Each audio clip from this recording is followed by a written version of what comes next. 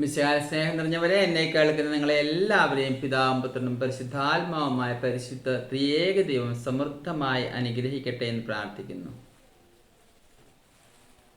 സ്നേഹം നിറഞ്ഞവരെ, നിങ്ങളുടെ എല്ലാവരുടെയും പ്രാർത്ഥന സപ്പോർട്ടിന് ഒത്തിരി നന്ദി പറയുന്നു. നമ്മുടെ ടാർഗറ്റ് 5 ദിവസം കൂടുമ്പോൾ ഒരു വീഡിയോ ആണ് അപ്ലോഡ് ചെയ്യാൻ ആഗ്രഹിക്കുന്നത്. അതിൽ കൂടുതലാകുന്ന പക്ഷം അതിൻ്റെ മെസ്സേജ് ഇതാണ്: നിങ്ങളുടെ പ്രാർത്ഥനയുടെ ആവശ്യമുണ്ടെന്നാണ്.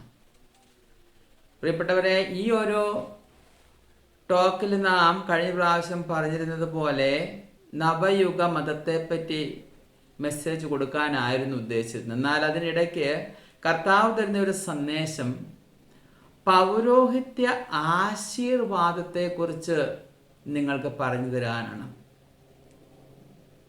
നാം കൂടുതൽ ഈ പൗരോഹിത്യ ആശീർവാദത്തെക്കുറിച്ച് മനസ്സിലാക്കി അത് സ്വീകരിക്കുമ്പോൾ അതിൽ നിന്ന് ഏറെ നന്മയുണ്ട്.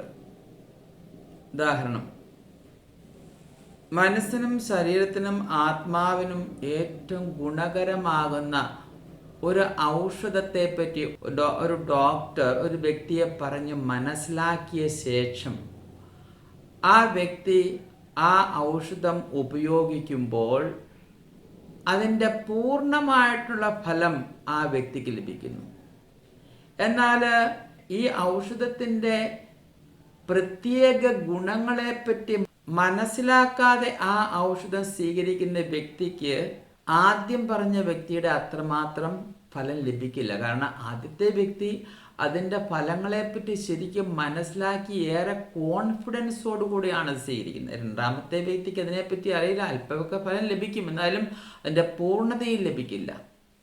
എന്ന് പറഞ്ഞതുപോലെ പൗരോഹിത്യ ആശീർവാദത്തെപ്പറ്റി യഥാർത്ഥത്തിൽ മനസ്സിലാക്കുന്ന ഒരു വിശ്വാസി അതിൽ നിന്നും പൂർണ്ണമായും ഫലം ഉളവാക്കുന്നു. ഈശോ ഒരു വിശുദ്ധനായ വൈദികനോട് പറഞ്ഞ കാര്യങ്ങളാണ് ഞാൻ നിങ്ങളോട് പറയുന്നത്. കർത്താവ് പ്രകാരം പറയുന്നു, പൗരോഹിത്യ ആശീർവാദത്തിൽ അന്തർലീനമായിരിക്കുന്ന വലിയ ആത്മീയ ശക്തി ഉണ്ടെന്ന്.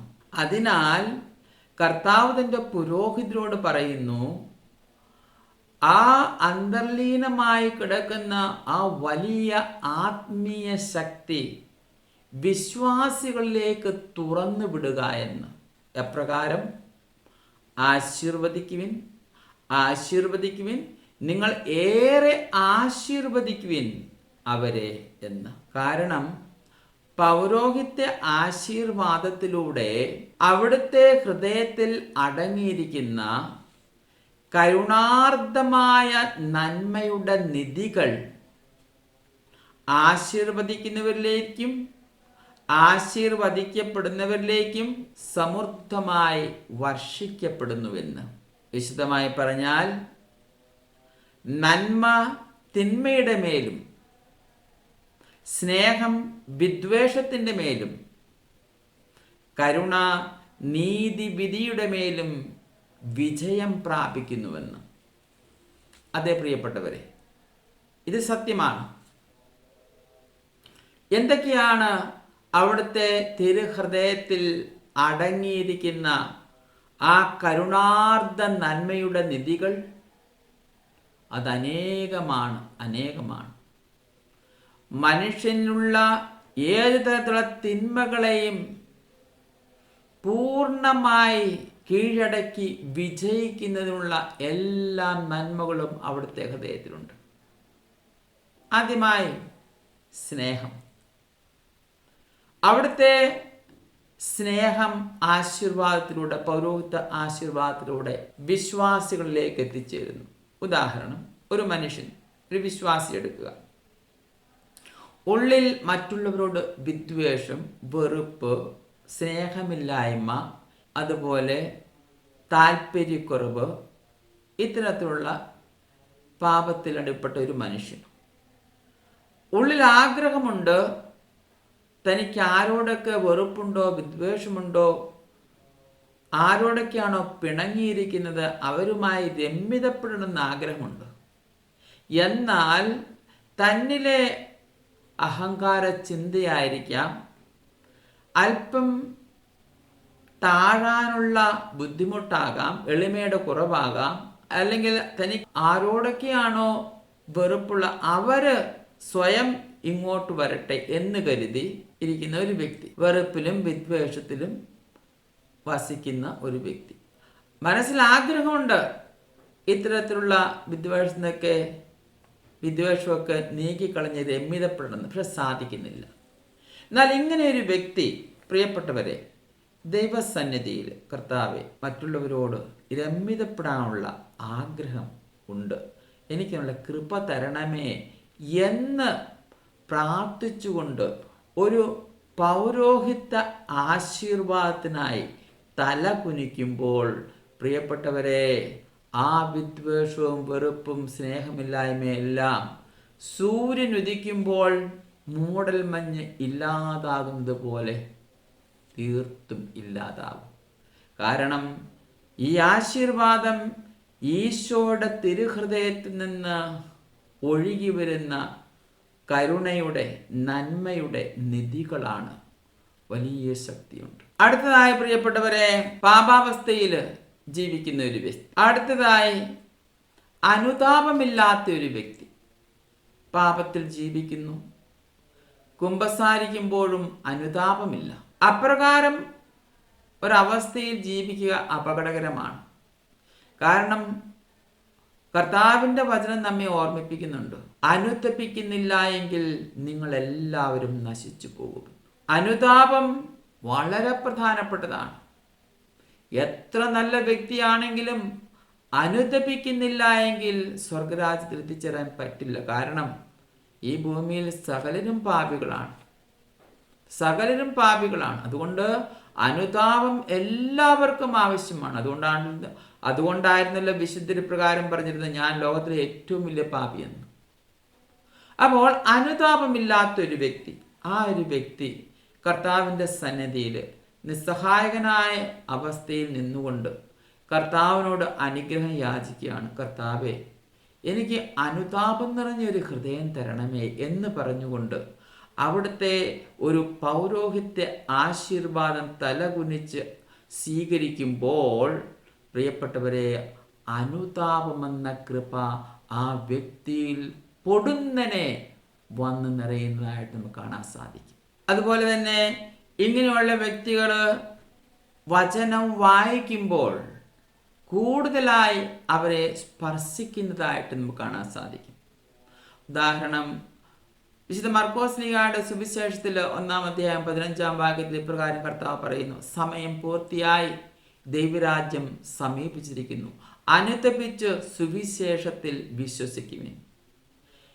ആശീർവാദം ലഭിച്ച ശേഷം ഇങ്ങനെയുള്ള വ്യക്തി ഈ തിരുവചനങ്ങൾ വായിക്കുമ്പോൾ കൂടുതലായി അവരെ സ്പർശിക്കുന്നതായി നമുക്ക് കാണാൻ സാധിക്കും.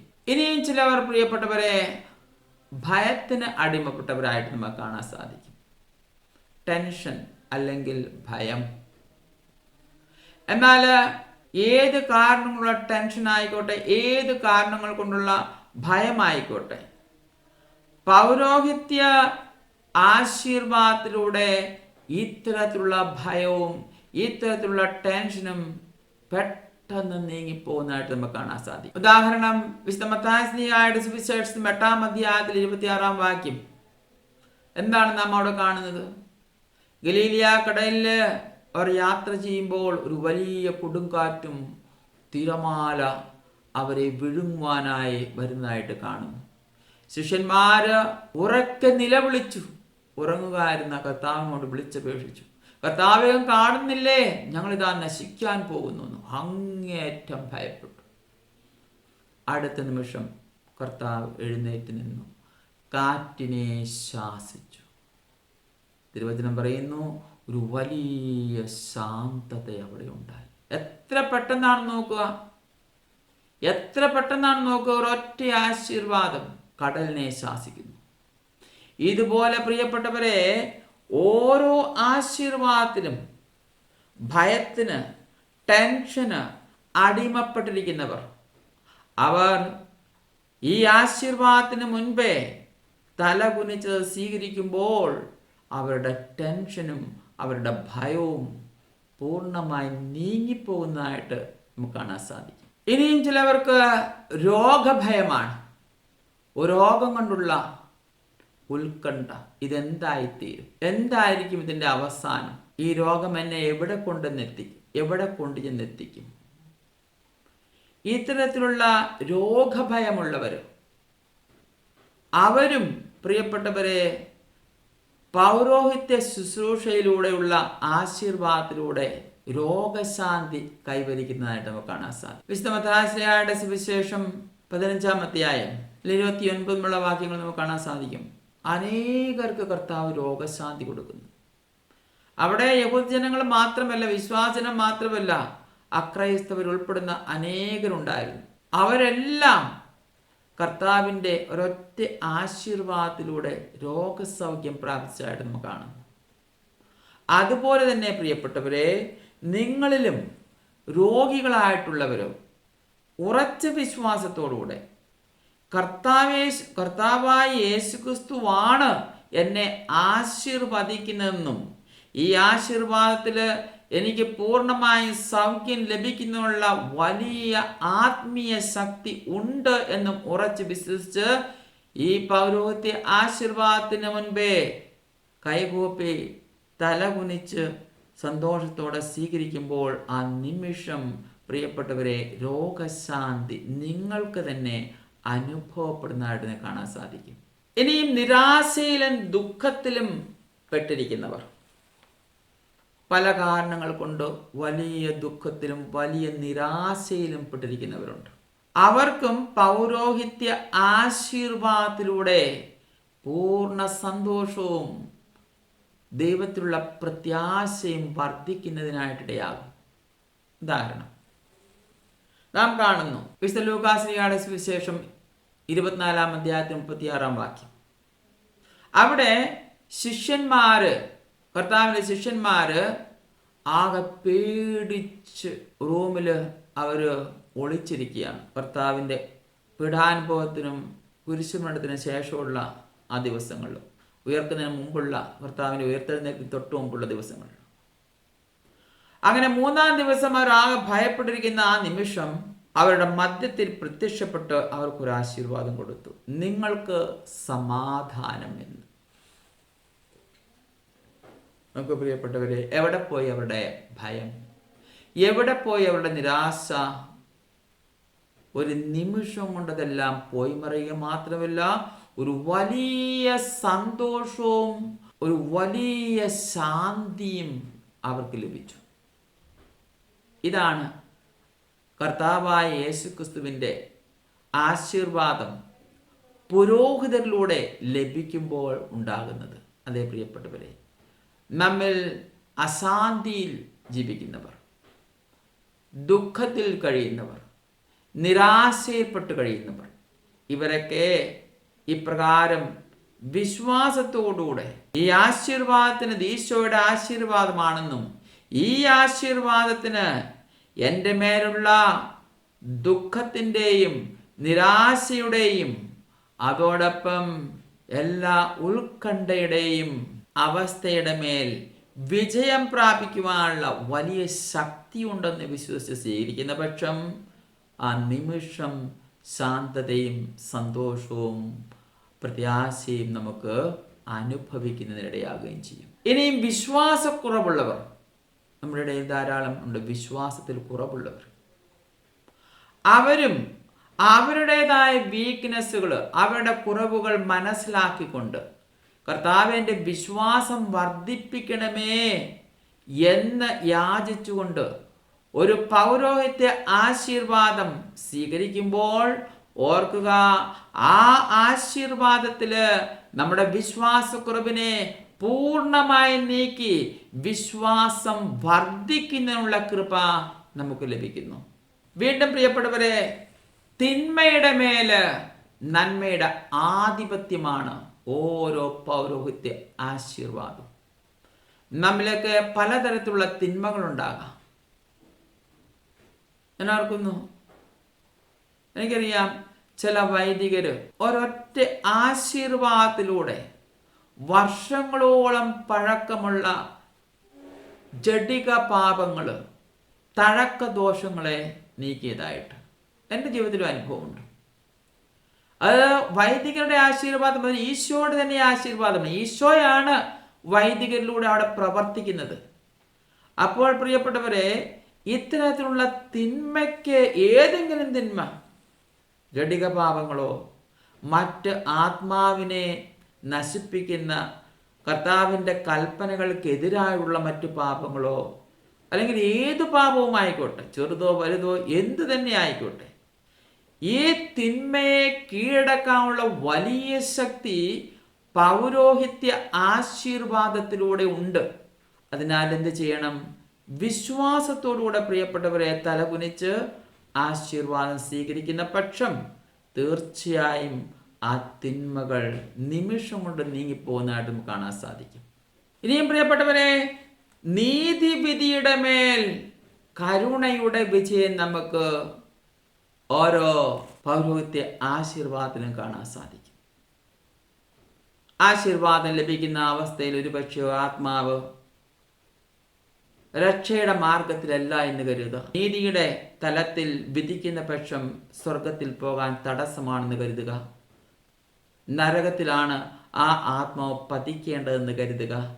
എങ്കിലും ആശീർവാദം ലഭിക്കുമ്പോൾ ആ തിന്മയുടെ ആധിപത്യത്തിൽ കഴിയുന്ന ആ വ്യക്തി, മാരക പാപത്തിൽ കഴിയുന്ന ആ വ്യക്തി ദൈവത്തിൻ്റെ കരുണയ്ക്ക് വേണ്ടി യാചിക്കുന്ന പക്ഷം പ്രിയപ്പെട്ടവരെ ഓർക്കുക, ആ നീതിവിധിയുടെ മേൽ ദൈവത്തിൻ്റെ കരുണാർദ്ധമായ സ്നേഹം വിജയം പ്രാപിക്കുന്നതായിരിക്കും. കാരണം കർത്താവ് വന്നത് നമ്മെ നശിപ്പിക്കാനല്ല, കർത്താവ് വന്നത് നമ്മെ രക്ഷിക്കുന്നതിന് വേണ്ടിയാണ്. അതുകൊണ്ടല്ലേ അവിടുന്ന് ആദ്യം പാപികൾക്ക് മുൻഗണന കൊടുത്തത്. അതുകൊണ്ട് മാത്രമല്ല പ്രിയപ്പെട്ടവരെ, അവിടുന്ന് ഏറ്റവും കൂടുതൽ പാപികൾക്ക് വേണ്ടി മരിച്ചതും അവരെ രക്ഷയിലേക്ക് നയിക്കാൻ വേണ്ടി, അവർക്ക് വേണ്ടി ജീവൻ ബലികഴിച്ചു. നമുക്ക് പാപികളാണ്, നമുക്ക് വേണ്ടി. അതുകൊണ്ട് എത്ര വലിയ പാപിയായിക്കോട്ടെ, എത്ര വലിയ മാരക പാപത്തിലായിക്കോട്ടെ, ആ വ്യക്തിക്ക് രക്ഷപ്പെടണമെന്ന് ഒരാഗ്രഹമുണ്ടെങ്കിൽ ദൈവത്തിൻ്റെ കരുണയിൽ ആശ്രയിച്ചുകൊണ്ട് ആശീർവാദം സ്വീകരിക്കുന്ന പക്ഷം പ്രിയപ്പെട്ടവരെ തീർച്ചയായിട്ടും ദൈവത്തിൻ്റെ കരുണ ആ വ്യക്തിയുടെ മേൽ ഉണ്ടായിരിക്കുകയും രക്ഷയിലേക്ക്, നിത്യജീവനിലേക്ക് നയിക്കുകയും ചെയ്യും. ഇപ്രകാരം പ്രിയപ്പെട്ടവരെ, ഏത് തരത്തിലുള്ള കുറവുകളും കുറ്റങ്ങളും ന്യൂനതകളുമുള്ള വ്യക്തി ആയിക്കോട്ടെ നാം ഓർക്കുക, പൗരോഹിത്യ ആശീർവാദത്തിന് മുൻപിൽ തല കുനിച്ച് അവ സ്വീകരിക്കുമ്പോൾ ആ നിമിഷം തന്നെ നിങ്ങൾ ഏതു ഭാഗത്തുമായിക്കോട്ടെ, ലോകത്തിൻ്റെ ഏത് കോണിലായിക്കോട്ടെ, ആ നിമിഷം തന്നെ നിങ്ങളുടെ അനുഗ്രഹം വർഷിക്കപ്പെടുന്നതായിരിക്കും. ഇന്ത്യയുടെ ഹൃദയഭാഗത്ത് നിന്നുള്ള ഈ ആശീർവാദം വഴിയായി അനേകര് അനുഗ്രഹം പ്രാപിച്ചിട്ടുണ്ട്. നമുക്കറിയാം, നമ്മുടെ ഓരോ ടോക്കിനും മുമ്പും കർത്താവ് എന്ന പ്രേരണ അനുസരിച്ചാണ് എന്നെ കേൾക്കുന്ന എല്ലാവരെയും, അത് ഏത് വിഭാഗത്തിൽപ്പെട്ടവരായിക്കോട്ടെ, ഏത് വ്യക്തി ആയിക്കോട്ടെ, എന്നെ കേൾക്കുന്ന എല്ലാവരും പിതാവിൻ്റെയും പുത്രൻ്റെയും പരിശുദ്ധാത്മാവിൻ്റെയും നാമത്തിൽ ആശീർവദിക്കപ്പെടട്ടെ എന്ന് പറഞ്ഞ് ആശീർവാദം തരുന്നത്. എന്നാൽ അത് മാത്രമല്ല, ഈ ഒരു സ്ഥലത്ത് നിന്നും പ്രിയപ്പെട്ടവരെ 3 പ്രാവശ്യം 4 ഭാഗത്തേക്കും ദിവ്യകാരുണ്യത്തിൻ്റെ ആശീർവാദവും നൽകുന്നുണ്ട്. ദിവ്യകാരുണ്യത്തിൻ്റെ ആശീർവാദം വലിയ ശക്തിയുള്ള ആശീർവാദമാണ്. നമുക്കറിയാം, വിശുദ്ധ ക്ലാരയുടെ ജീവിതത്തിലെ ഒരു അനുഭവം. വിശുദ്ധ ക്ലാരയുടെ കോൺവെന്റിലേക്ക് തുർക്കിയിൽ നിന്നുള്ള സൈന്യം ഇരച്ചു കയറാൻ ശ്രമിച്ചപ്പോൾ ആ വിശുദ്ധ താൻ ആരാധിച്ചു കൊണ്ടിരുന്ന ദിവ്യകാരുണ്യം എടുത്തുകൊണ്ടുവന്ന് അവരുടെ നേരെ ഒരു ആശീർവാദം കൊടുത്തു. ആ നിമിഷം അവരെല്ലാം ഓടിപ്പോയി, ഭയപ്പെട്ടു. ദിവ്യകാരുണ്യ ആശീർവാദത്തിലൂടെ എത്ര അത്ഭുതങ്ങളാണ് നടന്നിരിക്കുന്നത്, എത്ര അത്ഭുതങ്ങൾ. അതുകൊണ്ട് പ്രിയപ്പെട്ടവരെ, ഇവിടെ ആദ്യമേ 4 വശത്തേക്കും ദിവ്യകാരുണ്യമുണ്ട്. ആദ്യത്തെ ആശീർവാദം ഈ ധ്യാന കേന്ദ്രത്തിനെതിരെയും ഈ ഇടവക വിശ്വാസികൾക്കെതിരെയും പ്രവർത്തിക്കുന്ന എല്ലാ തിന്മയുടെ ശക്തികളെയും പൈശാചിക ശക്തികളെയും ബന്ധിച്ച് നിർവീര്യമാക്കി കർത്താവിൻ്റെ കുരിശിൻ ചൂട്ടിലേക്ക് ആട്ടിപ്പായിക്കുന്ന ആശീർവാദമാണ് ആദ്യത്തേത്. എന്ന് പറഞ്ഞാൽ കർത്താവിൻ്റെ മുഖപ്രകാശത്താൽ ഇവയെല്ലാം നരകത്തിലേക്ക് പോകുന്നു. ഒരു പുരോഹിതനെ കർത്താവ് ഒരു ഏരിയയിൽ ഒരു ഇടവകയിൽ നിയമിക്കുമ്പോൾ ആ ഇടവകയിൽ പുരോഹിതനൊരു ശക്തി നൽകി, ഒരു അധികാരം നൽകിയിട്ടുണ്ട്. അവിടെ കടന്ന് പ്രവർത്തിക്കുവാൻ പിശാചിന് അധികാരമില്ല. അങ്ങനെ അവൻ ചെയ്യുന്നുവെങ്കിൽ അവനെയും കൂട്ടരെയും ബന്ധിക്കുവാനുള്ള ശക്തി കർത്താവ് പുരോഹിതന് നൽകിയിട്ടുണ്ട്. അതുകൊണ്ടാണ് ഇപ്രകാരം ഈ ധ്യാന കേന്ദ്രത്തിനെതിരെയും ഈ മിഷനെതിരെയും ഈ ഇടവകക്കെതിരെയും പ്രവർത്തിക്കുന്ന എല്ലാ തിന്മയുടെ ശക്തികളെയും ബന്ധിച്ച് നിർവീര്യമാക്കി കർത്താവിൻ്റെ കുരിശിൻ ചുവട്ടിലേക്ക് നരകത്തിലേക്ക് ആട്ടിപ്പായിക്കുന്നത്. രണ്ടാമത് 4 വർഷത്തേക്കുമുള്ള ഒരു ബ്ലെസ്സിങ് ആണ് പ്രിയപ്പെട്ടവരെ. ഈ ബ്ലെസ്സിങ്ങിൽ ആദ്യമായുള്ള ആശീർവാദം ഇതാണ്: നമ്മുടെ രാജ്യത്ത് ഐഡൽ വർഷിക്കപ്പെട്ട് കഴിയുന്ന അന്ധകാര ശക്തിയുടെ പിടിയിൽപ്പെട്ട് കഴിയുന്ന ആത്മാക്കൾ പൂർണ്ണമായും വിടുവിക്കപ്പെടട്ടെ എന്ന് ആശീർവദിക്കുന്നു. രണ്ടാമത്തെ വശത്തേക്ക് രാജ്യത്തിലെ എല്ലാ ഉയർന്ന നേതാക്കന്മാർ, ചെറുതും വലുതുമായ എല്ലാ നേതാക്കന്മാരുടെ യഥാർത്ഥ മാനസാന്തര അനുഭവത്തിന് വേണ്ടി അവർക്ക് ആശീർവാദം നൽകുന്നു. മൂന്നാമത്തെ വശത്തേക്ക് ഈ ധ്യാന കേന്ദ്രത്തിലുള്ളവരെയും ഈ മിഷനുള്ളവരെയും ഞങ്ങൾ എല്ലാ തരത്തിലും മാതൃകയായിരിക്കുന്നതിന് വേണ്ടിയും സങ്കീർത്തനം 133 കർത്താവ് പറഞ്ഞിരിക്കുന്ന ആ സഹോദര ഐക്യത്തിൽ ആദിമകാല ക്രിസ്ത്യാനികളെ പോലെ ജീവിക്കുന്നതിന് വേണ്ടിയുള്ള ആശീർവാദമാണ്. നാലാമത്തെ സൈഡിലേക്ക് പ്രിയപ്പെട്ടവരെ, ചുറ്റുപാടും അതുപോലെ ഈ ഏരിയയിലുള്ള എല്ലാ തിന്മയുടെ ശക്തിയിൽ കഴിയുന്ന പൈശാചിക ശക്തിയുടെ പിടിയിൽ കഴിയുന്ന ആത്മാക്കളുടെ പൂർണ്ണമായ മോചനത്തിന് വേണ്ടിയാണ്. ഇനി മൂന്നാമത്തെ പ്രാവശ്യം പ്രിയപ്പെട്ടവരെ 4 വശത്തിലുള്ള ആശീർവാദം. ഒന്നാമത്തേത് ലോകം മുഴുവനിലേക്കുള്ള, ലോകത്തിൻ്റെ എല്ലാ ഭാഗങ്ങളിലും എത്തിച്ചേരുന്ന, ലോകത്തിൻ്റെ 4 ഭാഗത്തും എത്തിച്ചേരുന്ന ഒരു ആശീർവാദമാണ് ദിവ്യകാരുണ്യം കൊണ്ടുള്ള. ഒന്നാമത്തെ ആശീർവാദം പ്രിയപ്പെട്ടവരെ, മുന്നറിയിപ്പിൻ്റെ സമയത്ത് സകലരും, ആകാശത്തിന് കീഴിലുള്ള സകലരും അതിൽ നിന്ന് പൂർണ്ണമായിട്ടുള്ള ഫലം ഉളവാക്കുന്നതിന് വേണ്ടിയിട്ടുള്ള ആശീർവാദമാണ്. രണ്ടാമത്തെ സ്ഥലത്തേക്ക് ഞാൻ വഴിയായി ഓരോ പുരോഹിതനും ഒരു നിശ്ചിത സംഖ്യ ആത്മാക്കളെ കർത്താവിന് നേടിക്കൊടുക്കേണ്ടതുണ്ട്. കർത്താവ് നൽകിയിരിക്കുന്ന താലന്തിൻ്റെ കണക്കനുസരിച്ച്. അപ്പോൾ രണ്ടാമത്തെ വ്യവസ്ഥയ്ക്ക് ഞാൻ പ്രാർത്ഥിക്കുന്ന ഇതാണ്: കർത്താവ്, ഞാൻ വഴിയായി രക്ഷ പ്രാപിക്കേണ്ട ആത്മാക്കള് ഈ ലോകത്തിൽ എവിടെയെല്ലാം ഉണ്ടോ, നിങ്ങളൊക്കെ അതിൽ അംഗങ്ങളാണ്, അവരെ എല്ലാവരെയും രക്ഷിക്കണമെന്നും അതിൽ ഒന്നുപോലും നഷ്ടപ്പെട്ടു പോകാതിരിക്കുന്നതിന് വേണ്ടിയുമാണ്. മൂന്നാമതായി പ്രിയപ്പെട്ടവരെ, പലതരത്തിലുള്ള സ്നേഹ സമൂഹങ്ങളെ വാർത്തെടുത്തിട്ടുണ്ട്. സ്നേഹ സമൂഹങ്ങൾ ഉണ്ട്. മനസ്സാന്തര സ്നേഹ സമൂഹം, അതുപോലെ ആത്മീയ സ്നേഹ സമൂഹം, ഹോളി ഫാമിലി ചർച്ച് അസോസിയേഷൻ, പലതരത്തിലുള്ള സമൂഹങ്ങൾ. ഇവരെ എല്ലാവരെയും അന്തിമകാല അപ്പസ്തോലന്മാരാക്കണമേ എന്ന് പറഞ്ഞുള്ള പ്രാർത്ഥനയാണ്. അപ്പോൾ ഈ ആശീർവാദം വീണ്ടും നിങ്ങളിലേക്ക് എത്തുന്നു. നാലാമതായി ഇവിടെ ആയിരിക്കുന്ന ഞങ്ങളുടെ കുടുംബാംഗങ്ങൾ, ബന്ധുമിത്രാദികൾ, പ്രിയപ്പെട്ടവരെ, ബെനഫാക്ടേഴ്സ്, ഈ ചെറിയ മിഷനെ തൻ്റെ ദശാംശം നൽകി സഹായിക്കുന്ന അവരെ പ്രത്യേകമായി ഓർക്കുന്നു. അവരെ എല്ലാം പ്രത്യേകമായി അനുഗ്രഹിക്കണമേ എന്ന് പറഞ്ഞ് പ്രാർത്ഥിച്ചുകൊണ്ടാണ്.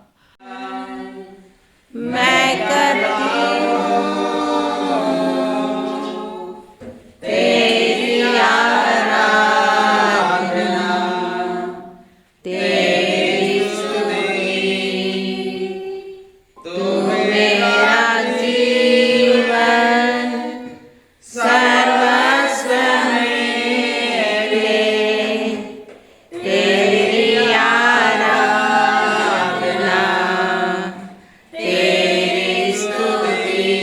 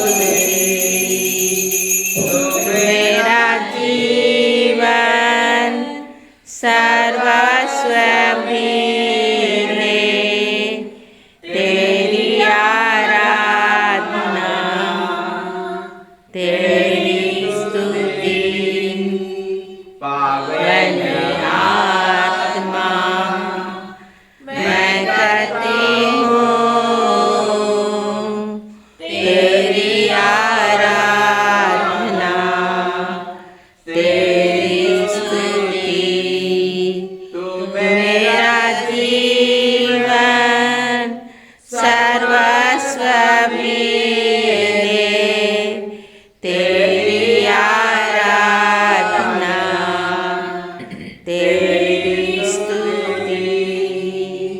एक परमेश्वर मैं करती हूँ तेरी आराधना,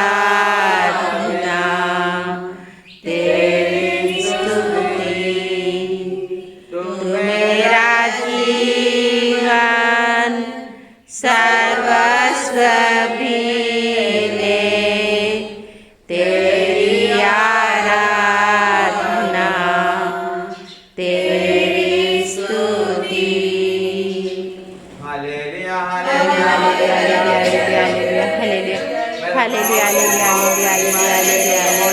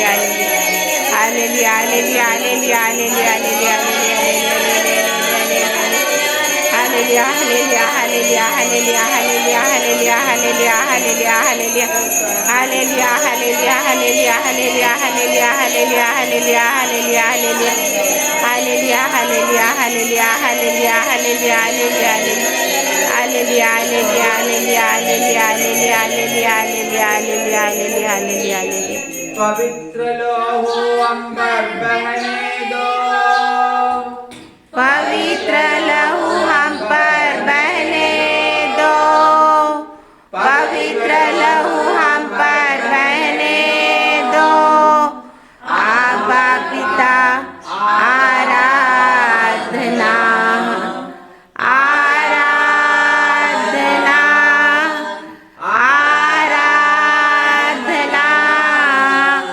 आबा पिता आराधना, पवित्र लहू हम पर बहने दो, पवित्र लहू हम पर बहने दो, पवित्र लहू हम पर बहने दो। यीशु जी आराधना, आराधना, आराधना। यीशु जी आराधना, पवित्र लहू हम पर बहने दो, पवित्र लहू हम पर बहने दो, पवित्र लहू हम पर बहने दो। यावन आत्मा आराधना, आराधना, आराधना।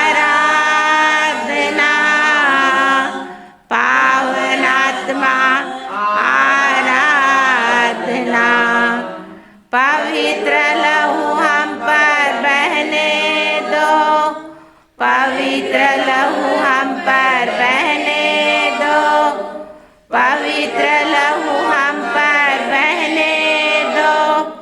एक परमेश्वर आराधना, आराधना, आराधना। एक परमेश्वर आराधना, आराधना,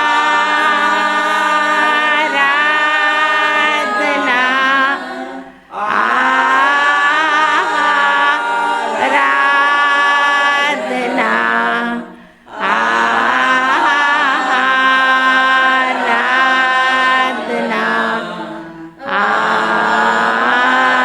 आमीन।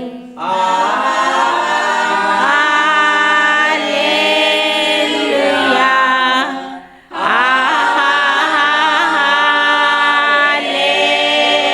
हालेलुया, हालेलुया। ആമീൻ. ഈ മെസ്സേജ് കേൾക്കുന്നതിനായി നിങ്ങൾ വീഡിയോ തുറക്കുമ്പോൾ തന്നെ നിങ്ങൾക്ക് ലഭിക്കുന്ന കുരിശ് കൊണ്ടുള്ള ആശീർവാദവും തീർച്ചയായും അതൊരു വലിയ ആശീർവാദം തന്നെയാണ്. ഇനി അവസാനമായിട്ട് പ്രിയപ്പെട്ടവരെ, കർത്താവ് മോശയോട് കൽപ്പിച്ച ആശീർവാദം അതിപ്രകാരമാണ്. സംഖ്യയുടെ പുസ്തകത്തില് 6-ാം അധ്യായം 22 മുതലുള്ള വാക്യങ്ങൾ നാം ഇപ്രകാരം വായിക്കുന്നു. കർത്താവ് മോശയോട് അരുളി ചെയ്തു, അഹറോനോടും പുത്രന്മാരോടും പറയുക, നിങ്ങൾ ഇങ്ങനെ പറഞ്ഞ് ഇസ്രായേൽ ജനത്തെ അനുഗ്രഹിക്കണം. കർത്താവ് നിന്നെ അനുഗ്രഹിക്കുകയും പരിപാലിക്കുകയും ചെയ്യട്ടെ. അവിടുന്ന് നിന്നിൽ പ്രസാദിക്കുകയും നിന്നോട് കരുണ കാണിക്കുകയും ചെയ്യട്ടെ. കർത്താവ് കരുണയോടെ കടാക്ഷിച്ച് നിനക്ക് സമാധാനം നൽകട്ടെ. ഇപ്രകാരം അവർ ഇസ്രായേൽ മക്കളുടെ മേൽ എൻ്റെ നാമം ഉറപ്പിക്കട്ടെ. അപ്പോൾ ഞാൻ അവരെ അനുഗ്രഹിക്കും. അവസാനമായി ഈ ഒരു അനുഗ്രഹവും നിങ്ങൾക്ക് തരാൻ ആഗ്രഹിക്കുകയാണ്. പ്രിയപ്പെട്ടവരെ, എന്താണ് ഇവിടെ പറയുന്നത്? ആദ്യത്തെ ആശീർവാദം, കർത്താവ് നിന്നെ അനുഗ്രഹിക്കുകയും പരിപാലിക്കുകയും ചെയ്യട്ടെ. ഇതിനുത്തരം നിങ്ങൾ ആമേൻ എന്ന് പറയണം. ആമേൻ എന്ന് പറയുന്നത് അർത്ഥം കർത്താവെ അങ്ങ് പറഞ്ഞതുപോലെ തന്നെ ആയിരിക്കട്ടെ എന്നാണ്. അപ്പോൾ അനുഗ്രഹമാണ് ഏറ്റവും വലുത്. ദൈവാനുഗ്രഹം ലഭിക്കുക എന്ന് പറഞ്ഞാൽ അതിൽ കൂടെ നമുക്ക് വേറെ ഒന്നും വേണ്ട. അപ്പോൾ ഈ ഒരു ആശീർവാദത്തിലൂടെ കർത്താവ് നിങ്ങളെ വ്യക്തിപരമായി നിങ്ങളെ അനുഗ്രഹിക്കുകയും അതുപോലെ നിങ്ങളെ പരിപാലിക്കുകയും ചെയ്യുന്നു. ഓരോ നിമിഷവും ദൈവത്തിൻ്റെ പരിപാലനയിലായിരിക്കുക എന്ന് പറഞ്ഞാൽ അത് എത്ര വലിയ മഹാഭാഗ്യമാണ് പ്രിയപ്പെട്ടവരെ, ഓർത്തു നോക്കുക. അപ്പോൾ ഇത്ര വലിയ ഒരു അനുഗ്രഹമാണ് ഒന്നാമത്തെ ആശീർവാദത്തിലൂടെ നിങ്ങൾക്ക് ലഭിക്കുന്നത്. രണ്ടാമതായി കർത്താവ് ഇപ്രകാരം ആശീർവദിക്കുന്നു, അവിടുന്ന് നിന്നിൽ പ്രസാദിക്കുകയും നിന്നിൽ കരുണ കാണിക്കുകയും ചെയ്യട്ടെ. ദൈവത്തിൻ്റെ പ്രസാദം നമ്മിൽ ഉണ്ടാകുക എന്ന് പറഞ്ഞാൽ അത് എത്ര നല്ല കാര്യമാണ്. അപ്രകാരം ദൈവത്തിൻ്റെ പ്രസാദം നമ്മിൽ ഉണ്ടാകാൻ വേണ്ടി ദൈവഹിതമനുസരിച്ച് നാം പ്രവർത്തിക്കേണ്ടതുണ്ട്. അപ്രകാരം പ്രവർത്തിക്കുന്നതിന് ദൈവം നമ്മെ അനുഗ്രഹിക്കുമെന്നാണ് അതിൻ്റെ അർത്ഥം. ദൈവഹിതപ്രകാരം നാം ജീവിക്കുക എന്ന് പറഞ്ഞാൽ അവിടുത്തെ കൽപ്പനകളും നിയമങ്ങളും കൃത്യമായി പാലിച്ചുകൊണ്ട് അവിടുത്തെ സുവിശേഷ അടിസ്ഥാനത്തിലുള്ള ഒരു വിശുദ്ധ ജീവൻ നയിക്കുവാനുള്ള കൃപ നമുക്ക് ലഭിക്കുന്നു. അങ്ങനെ ദൈവം നമ്മൾ പ്രസാദിക്കുകയും അവിടുന്ന് നമ്മോട് കരുണ കാണിക്കുകയും ചെയ്യുന്നു. മൂന്നാമതായി കർത്താവ് നിന്നോട് കരുണയോടെ കടാക്ഷിച്ച് നിനക്ക് സമാധാനം നൽകുകയും ചെയ്യട്ടെ. എന്താണ് ഈ സമാധാനം? ഒരു മനുഷ്യൻ സമാധാനത്തോടുകൂടി വേണം ഈ ഭൂമിയിൽ നിന്ന് സ്വർഗത്തിലേക്ക് പോകുവാൻ. നാം ഒരുങ്ങിയിട്ടില്ലെങ്കിൽ ഈ സമാധാനം ഉണ്ടാകില്ല. ഭയങ്കരമായ ഭയവും ടെൻഷനും ഉൾക്കൊണ്ടയും അത് വളരെ വലിയ ഭയാനകമായൊരവസ്ഥയാണ്. ദുർമരണം കണ്ടിട്ടുള്ളവർക്കറിയാം, അത് ഭയങ്കരമാണ്. എന്നാൽ നല്ല മരണമോ സമാധാനത്തോടെയുള്ള ഒരു കടന്നുപോകലാണ്. അത്തരത്തിലുള്ളൊരു ആശീർവാദമാണ്. സ്നേഹം നിറഞ്ഞവരെ, ദൈവം നിങ്ങളെല്ലാവരെയും സമൃദ്ധമായി അനുഗ്രഹിക്കട്ടെ എന്ന് പ്രാർത്ഥിക്കുന്നു. നിരന്തരം പ്രാർത്ഥിക്കുക. അതനുസരിച്ച് നിങ്ങൾക്ക് ലഭിക്കേണ്ട സന്ദേശങ്ങൾ നീണ്ടു പോകാതിരിക്കട്ടെ. നമുക്ക് എപ്പോഴും എക്കാലവും ഈ സന്ദേശം കിട്ടിയെന്ന് വരില്ല. അപ്പോൾ ഈ കാലഘട്ടത്ത്, ഈ അന്തിമ കാലഘട്ടത്ത് ഒരുങ്ങുന്നതിന് വേണ്ടിയുള്ള സന്ദേശങ്ങൾ സമയത്ത് തന്നെ നിങ്ങൾ എത്തിച്ചേരുവാൻ വേണ്ടി തടസ്സങ്ങളൊന്നും ഉണ്ടാകാതിരിക്കുവാൻ നിങ്ങൾ എനിക്ക് വേണ്ടി പ്രാർത്ഥിക്കുക. നമുക്ക് ആശീർവാദം സ്വീകരിക്കുന്നതിനായി കൈകൂപ്പി തലകുനിച്ച് ഒരുങ്ങാം. കർത്താവ് നിന്നെ അനുഗ്രഹിക്കുകയും പരിപാലിക്കുകയും ചെയ്യട്ടെ. അവിടുന്ന് നിന്നിൽ പ്രസാദിക്കുകയും നിന്നോട് കരുണ കാണിക്കുകയും ചെയ്യട്ടെ. കർത്താവ് കരുണയോടെ കടാക്ഷിച്ച് നിനക്ക് സമാധാനം നൽകട്ടെ.